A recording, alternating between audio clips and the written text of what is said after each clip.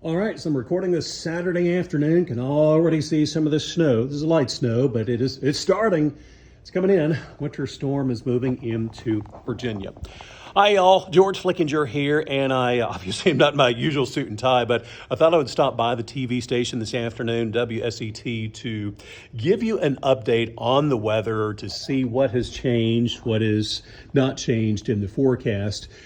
On the snowfall total map, I have really not made any large changes compared to the first one that I drew 2 days ago, 48 hours ago. 10 to 15 Northern Virginia and 1 to 3 to the south. But as I've been looking at how the storm has been performing, as it's been moving our direction, I have lowered some of these totals a little bit because it looks like that we will be getting more sleet and freezing rain. Personally, I wish it was the other way around, in that I was raising the snowfall totals because that would mean less ice, but unfortunately, we are getting more ice. 5 to 9, Roanoke, Bedford, Lynchburg, you start getting toward I-81, towards Stanton, and there will be some 10-inch totals that direction. And I think it's going to be very difficult. You can see I have 1 to 3, including South Boston, Danville, and Martinsville.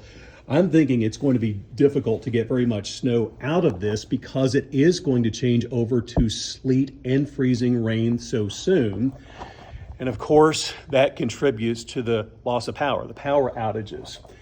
And of course, a power outage can occur at any time during a winter storm. Just takes, as you know, one tree falling in a bad spot and you can lose power. It starts off, the snow is starting off as this light snow. It will turn into a heavier snow, meaning that it contains more water and they're larger and wetter snowflakes. And then we are changing to sleet. You could have hours of sleet. And some of you may actually measure higher totals of sleet, the little sleet pellets, which kind of look like sonic ice. You may measure more sleet than snow out of this. You actually want temperatures, it probably doesn't sound like it makes sense, but you want temperatures to stay cold on Sunday because that would mean a higher amount of sleet and less freezing rain. So the colder, the better on Sunday.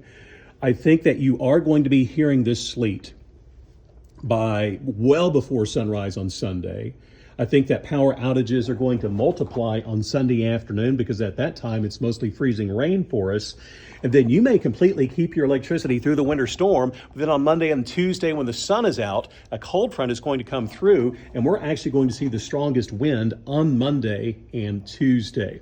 As far as the timing, already seeing the snow moving in, and I'm stopping this future cast at 7 a.m. on your Sunday morning. This is sleet for many of us. So when you wake up in the morning and look at your window, yeah, there is going to be some snow on the ground, or for some of you, a lot of snow on the ground, but the snow has stopped falling for most of us because we're already seeing that transition as the temperatures overhead are warming up, melting that snow, it's refreezing into sleet. And then you are hoping that you stay as cold as possible because that would keep the precipitation as sleet. But when it does change over to freezing rain, that'll start coating the trees and weighing down things and power lines, and that's when we can start to see power outages.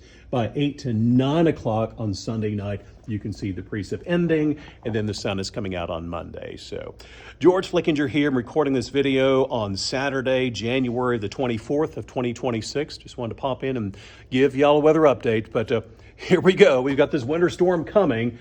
Hoping, I don't think I've ever said this before, but we're hoping that it stays cold and we keep with just more sleet so we get less freezing rain. Bye, y'all.